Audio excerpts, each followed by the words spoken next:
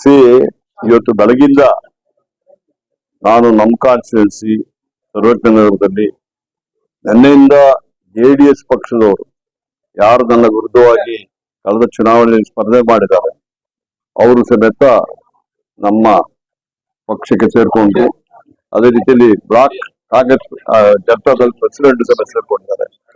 ಇವತ್ತು ಬಿಜೆಪಿ ಪಕ್ಷದ ಯುವ ಮೋರ್ಚಾದವರು ಹಲವಾರು ಜನ ಲೀಡರ್ಗಳು ಕಾರ್ಯಕರ್ತರುಗಳೆಲ್ಲ ಸೇರ್ಕೊಂಡಿದ್ದಾರೆ.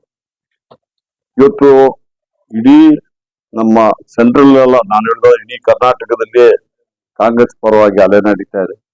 ಅದರಲ್ಲಿ ಸಮೇತ ನಮಗೆ ಸೆಂಟ್ರಲ್ ಕ್ಯಾಂಡಿಡೇಟ್ ಆಗಿ ಒಬ್ಬರು ಯುವಕರು ವಿದ್ಯಾವಂತರು ಸಂಘ ಸಂಸ್ಥೆಗಳನ್ನು ನಡೆಸುವಂತ ಒಳ್ಳೆ ಮನ್ಸೂರ್ ಅಲಿ ಖಾನ್ ಅವ್ರನ್ನ ಇವತ್ತು ಅಭ್ಯರ್ಥಿಯಾಗಿ ಕಾಂಗ್ರೆಸ್ ಪಕ್ಷ ನೇಮಕ ಮಾಡಿದ್ದಾರೆ.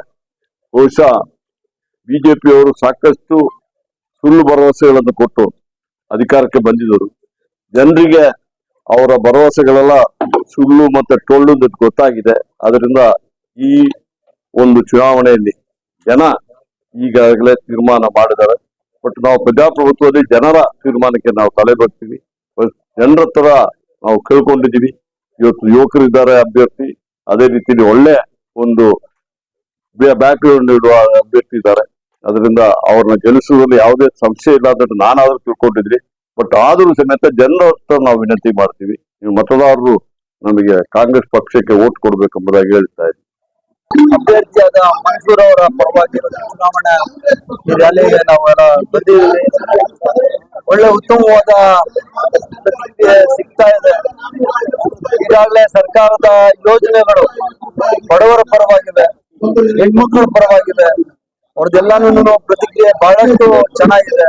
ನಗುಮುಖದಿಂದ ನಮ್ಗೆಲ್ಲ ಸ್ವಾಗತ ಕೋರಿ ಇವತ್ತು ಕಾಂಗ್ರೆಸ್ ಪಾರ್ಟಿ ವೋಟ್ ಹಾಕ್ತೀರಿ ಅಂತ ಹೇಳ್ತಾ ಇದ್ದಾರೆ. ಅಂಡರ್ ಕರೆಂಟ್ ಅಂತ ಹೇಳ್ತಾರಲ್ಲ, ಅದಿವತ್ತು ಇಡೀ ರಾಜ್ಯದಲ್ಲಿ ಪ್ರಚಾರ ಆಗ್ತಾ ಇದೆ. ಆದ್ರಿಂದ ಬೆಂಗಳೂರು ಕೇಂದ್ರ ಕ್ಷೇತ್ರದಲ್ಲೂ ಸಹ ಕಾಂಗ್ರೆಸ್ ಪಕ್ಷ ಗೆಲ್ಲೋದ್ರಲ್ಲಿ ಯಾವುದೇ ಅನುಮಾನ ಇಲ್ಲ, ನಾವು ಗೆಲ್ತೀವಿ ಅಂತ ನನ್ನ ಭಾವನೆ. ಕಾಂಗ್ರೆಸ್ ಕಡಿಮೆ ಸೀಟ್ ಗೆದ್ರೆ ಗ್ಯಾರಂಟಿ ನೋಡಿ, ಯಾವುದೇ ಒಬ್ಬ ಜವಾಬ್ದಾರಿಯುತ ವ್ಯಕ್ತಿ ಈ ದೇಶದಲ್ಲಿ 136 ಸೀಟುಗಳನ್ನ ಈ ರಾಜ್ಯದಲ್ಲಿ ನಮ್ಗೆ ಬಹುಮತವನ್ನ ಕಾಂಗ್ರೆಸ್ ಪಾರ್ಟಿಗೆ ಜನಗಳು ಕೊಟ್ಟಿದ್ದಾರೆ. ಅಂತ ಬಹುಮತದ ಸರ್ಕಾರವನ್ನ ಕೆಡವುತ್ತೀವಿ ಅಂತ ಹೇಳೋದೇ ಪ್ರಜಾಪ್ರಭುತ್ವದ ವಿರೋಧಿ ಕೆಲಸ. ಹಾಗಾದ್ರೆ ಸಂವಿಧಾನಕ್ಕೆ ಬೆಲೆ ಇಲ್ವಾ? ಮತ್ತೆ ಕುದುರೆ ವ್ಯಾಪಾರ ಸ್ಟಾರ್ಟ್ ಮಾಡ್ತಾರೆ ಅಂತನಾ? ಅವ್ರು ಯಾವುದೇ ಯೋಜನೆಗಳು ಈ ಸರಿ ಸಕ್ಸಸ್ ಆಗಲ್ಲ, ಗೊತ್ತಾಗಿದೆ ಜನಗಳಿಗೆ. ಅದಕ್ಕೆ ಅವರು ಈ ತರ ದುಸ್ಸಾಹಸಗಳಿಗೆ ಕೈ ಹಾಕ್ಬಾರ್ದು ಅಂತಾನೆ ನಮ್ಮ ರಾಜ್ಯದ ಜನತೆ ನಮ್ಗೆ ಎಷ್ಟು ಆಶೀರ್ವಾದ ಮಾಡಿದ್ದಾರೆ. ಈ ಕನ್ಸಲ್ ಸಹ ನೆನ್ಸ್ಕೊಳ್ಳೋದು ಬೇಡ. ಬಿಜೆಪಿ ಅವರಾಗ್ಲಿ JDS ಅವರಾಗ್ಲಿ ಕರ್ನಾಟಕ ರಾಜ್ಯದ ಕಾಂಗ್ರೆಸ್ ಸರ್ಕಾರವನ್ನ ಕೆಡವಲಿಕ್ಕೆ ಯಾವುದೇ ಕಾರಣಕ್ಕೂ ಅವ್ರಿಗೆ ಸಾಧ್ಯ ಆಗೋದಿಲ್ಲ. ಯಾವುದೇ ಪ್ರಯತ್ನ ಪಟ್ರು ಅವರು ಫೇಲ್ಯೂರ್. ಅದೇ ಇದೆ, ನಿಮ್ಗೆ ಗೊತ್ತು, ಟಿವಿ ನನಗಿಂತ ಚೆನ್ನಾಗಿ ಸರ್ಕಾರ ರಚನೆ ಆದ ಮೊದಲನೇ ದಿವಸದಿಂದಾನೆ ಈ ವಾರ ಕಳೀತದೆ, ಈ ತಿಂಗಳು ಕಳೀತದೆ. ಈಗ ಪಾಪ ಡೆಡ್ ಲೈನ್ ಕೊಡ್ತಾವ್ರೆ, ಇನ್ನೆರಡು ಡೆಡ್ ಲೈನ್ಗಳು ಕೊಡ್ತಾರೆ. ಇನ್ 4 ವರ್ಷದ 2 ತಿಂಗಳು ಡೆಡ್ ಲೈನ್ ಕೊಡ್ತಾರೆ. 2028 ಮತ್ತೆ ನಮ್ ಯೋಜನೆಗಳು ನಮ್ ಕೈ ಹಿಡಿತದೆ. ಕಾಂಗ್ರೆಸ್ ಸರ್ಕಾರ ಮತ್ತೆ 2028ಕ್ಕೆ ವಾಪಸ್ ಸರ್ಕಾರ ಅಧಿಕಾರಕ್ಕೆ ಬರ್ತದೆ.